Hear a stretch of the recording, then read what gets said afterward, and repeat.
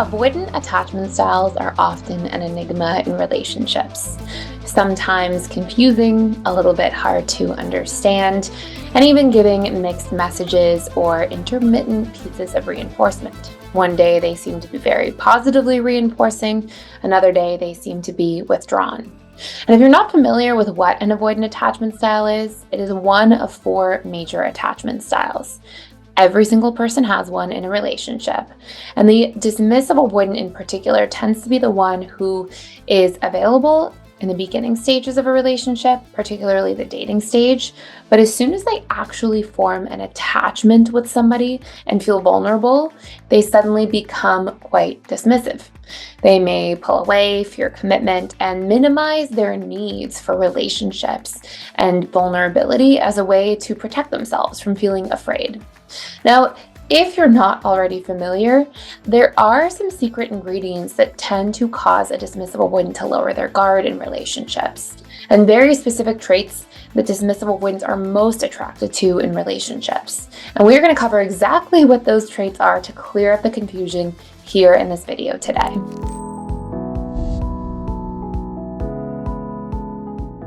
So in this video, I wanted to take you through who the emotionally unavailable person is most easily attracted to in relationships, and the specific features that drive attraction at the subconscious level, and why somebody tends to be really attracted to somebody who might have seemingly opposite traits from themselves.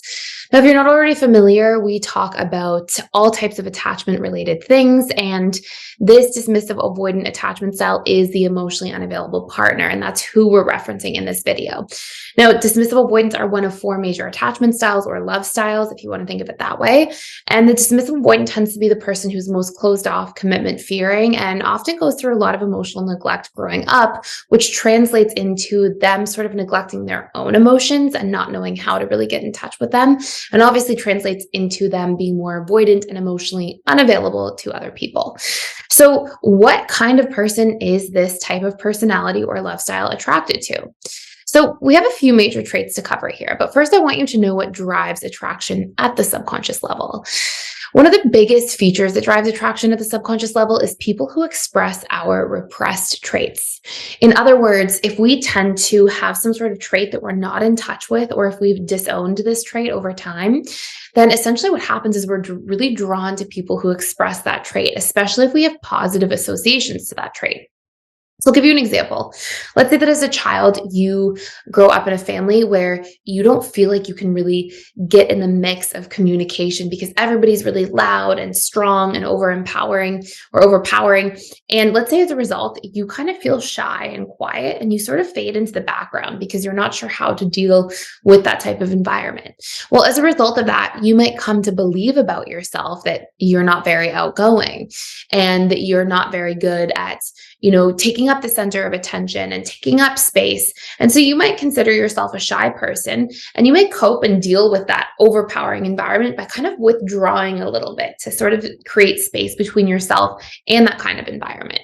And essentially in doing that, you disown a trait. You come to think that, okay, well, I'm not that, right? I'm having a hard time being that. I'm not an outgoing person. And so what happens is you sort of disconnect from even trying to build that trait within yourself. And it gets sort of buried into the depths of your subconscious mind. Now, again, going back to this idea about attraction, one of the things that drives attraction the most is when people express your disowned parts. And if we just look at that through like a biological lens for a moment, what you'll see is, from a survival perspective, if you were out trying to survive in the wild and you pair up with somebody who's really smart and you're really strong, together you have a better chance at surviving. And so there's this idea or concept of trait variety that drives attraction. People who express your traits that you feel like are repressed and you're out of touch with, you tend to feel very drawn to. Now, there are 2 other major factors that also drive attraction. One thing is that we tend to be attracted to what's familiar to us. And one of the biggest things that's familiar to us is people who treat us how we treat ourselves. So for example, if you are constantly dismissing your needs, you actually might be really attracted to people who also dismiss your needs, believe it or not. And then the third major factor is if people meet our unmet needs. Again, we have this sort of form of chemistry or connection that can take place. But for the sake of this video, I really want to focus on the trait variety part. And so this is where we're going to hone in on the fact that emotionally unavailable people or dismissive avoidant attachment styles, they tend to be attracted to people who are, number one, very supportive. And when people are very supportive towards them, they sort of look out for them, they're emotionally available towards them. These different things, we're putting this all under category one here. These tend to be things that really draw the dismissive avoidant person in because they are attracted to their repressed parts. They tend to really struggle to be supportive in the relationship to themselves because they don't know what their emotions are, what they're feeling. They're really out of touch with that. And so when somebody is really supportive emotionally to them in that way, it actually really draws them in those initial and early stages of dating. Now, make sure you stay towards the end of this video because at the end, we're going to talk about how the same things that we start off by being very attracted to in our relationships and dating situations over time, unless we actually build trait harmony and we learn to integrate some of the traits that we're so drawn to in others, what ends up happening over time is those very same things we were initially attracted to cause the most resentment and detriment to our relationships long term. So they tend to be the things that actually break us apart. We're going to get to that in a minute. So the first thing we'll say, emotional supportiveness. The second trait that tends to be very valuable and draws people in is that warmth, that sense of like warmth and caringness. Because again, dismissive avoidants have kind of gone cold in the relationship to themselves. So when we go back to that idea of trait variety and us pairing up with people who have different traits expressed than us, that tends to really drive attraction. We tend to be really drawn into those different things. So you'll see that be another major factor.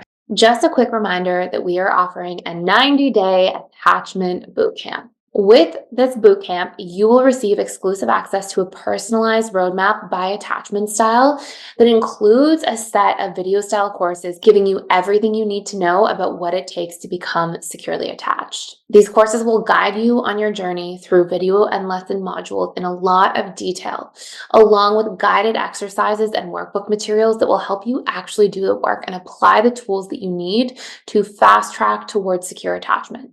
You'll also receive access to our daily live webinars where you can ask questions one-to-one with myself and our other trained facilitators, as well as study groups, peer support groups, and access to a private community full of individuals who really care about personal growth, relationships, and emotional connection. This is all a part of the 90-day bootcamp, and I will link the description in the box down below if you want to check it out.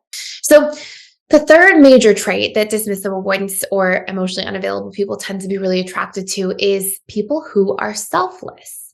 Now, this often represents that dismissive avoidants kind of have this deep idea that everybody's out for themselves, that like we have to be selfish to survive. And where this comes from is usually in their upbringing.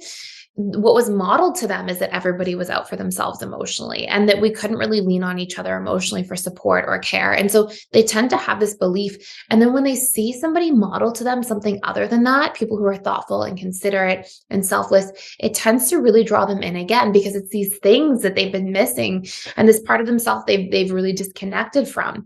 And so here's where it gets really interesting. And it's that when we are attracted to things in other people, those initial things that we are so drawn into, specifically traits, if we don't learn to have healthy trait integration, so like start expressing these traits in relationship to ourselves and actually build these traits up in ourselves, the very traits that we are attracted to in others will eventually take a turn for the worst, because wherever we don't have healthy trait integration, what actually happens is we go through this cycle of infatuation and being like, whoa, I'm so excited and drawn to this trait and it's so attractive. And then eventually it actually turns into very deep frustration, anger, resentment, all these different things. And I want you to watch this for a second. So let's say, for example, that you are at first attracted to somebody who's very selfless. Okay, let's say you are the dismissive, avoidant, or emotionally unavailable person. You're really attracted to the selflessness in others. Well, very later on, especially when we hit the power struggle stage of dating and relationships, what we see is that very initial thing, that selflessness tends to be something that drives the dismissive avoidant crazy. They tend to feel like, hey, just focus on yourself, take care of yourself, and I'm taking care of myself. And sometimes they actually come to perceive that initial attraction of selflessness as something that makes them feel like their boundaries are infringed upon. Sometimes they feel like, oh, you are acting selfless, but then you feel like I owe you later on, and they get upset or triggered about that. And you'll actually see this with every single attachment style. Often anxious preoccupieds are so attracted to maybe the laid backness of the dismissive avoidant, but then later on they're like, hey, this laid backness is you not trying in the relationship, and it's so frustrating. And that's what they end up becoming resentful around. Or if you find yourself being attracted to somebody who's kind of like freedom seeking and fun loving, maybe later on you feel like they're not taking the relationship seriously enough. So these initial things that you see that you're really drawn into in that initial attraction phase, if you don't learn to integrate these traits healthily within yourself, it actually translates into these initial things that you're drawn to are going to sort of like be your Achilles heel in relationships later. So it's really important and valuable to pay attention to these different things and to learn to integrate traits. And what I mean by that is that we have to come up with strategies to healthily learn to be these things in the relationship to ourselves. So for a dismissive avoidant, they need to learn to be supportive and warm and healthy in the relationship to others or to themselves, because that translates into them being emotionally available in their relationship to others. But if they don't have that, eventually what they'll feel instead is the supportiveness and warmth that I'm getting from other people is making me feel overwhelmed. It's making me feel like somebody's getting too close to me. I feel too vulnerable. And if I don't have that emotional bandwidth to sustain it, originally it's attractive and later on it scares me. And so you'll see how these different cycles unfold.